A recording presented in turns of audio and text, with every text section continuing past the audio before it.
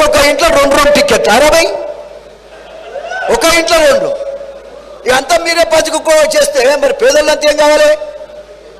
పేదోడికి రాజ్యాధికారం చేయడం రాదా?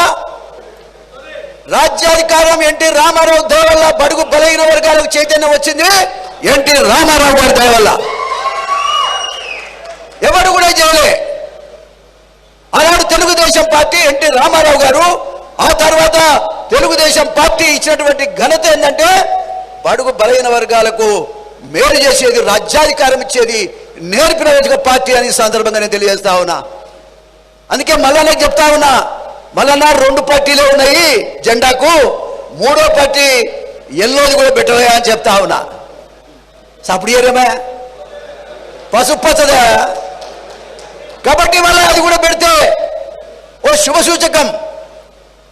నేను చెప్పేది ఏంటంటే వ్యవస్థను మొత్తం మార్చాలనుకున్నప్పుడు ఖచ్చితంగా అన్ని విషయాలు ఆలోచన చేసుకోవాలని కూడా ఈ సందర్భంగా నేను తెలియజేస్తా ఉన్నా. ఖచ్చితంగా మల్లన్నకు సంపూర్ణమైన మద్దతు. నేను ఇంతకు ముందే చెప్పాను, సరే నేనే చేయాల్సినటువంటి పని అవసరం లేకుండా నా తమ్ముడు మా చేతుల మీద ఎదిగినటువంటి వ్యక్తి, నా నాయకత్వంలో ఎదిగినటువంటి తమ్ముడు ఇవాళ ఎమ్మెల్సీ గెలవడమే కాదు, ఛాలెంజ్ చేసి ఒక వర్గం ఓట్టే వద్దన్న చెప్పినటువంటి ఏకైక నాయకుడు.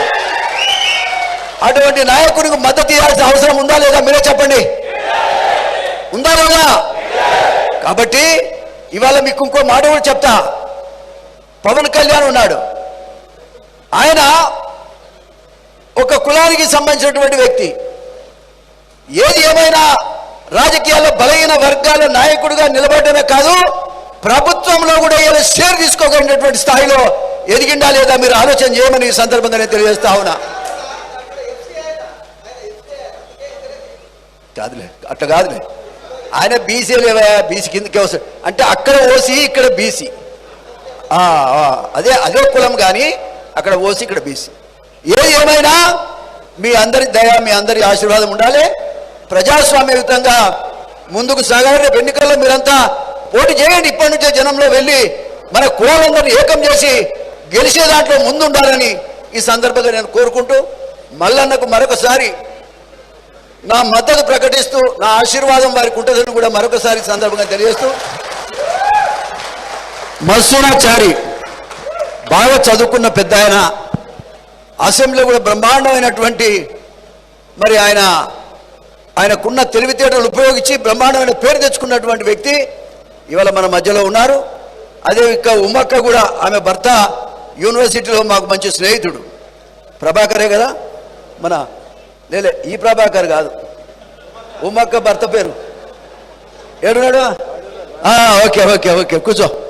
మాకు మంచి స్నేహితుడు యూనివర్సిటీలో, అక్కగారు కూడా ఉన్నారు. అందరికీ ధన్యవాదాలు. మా ప్రభాకర్ అయితే మన ఇద్దరం క్లాస్మేట్స్మే కదా, ఊకే చెప్పేది ఎందుకు.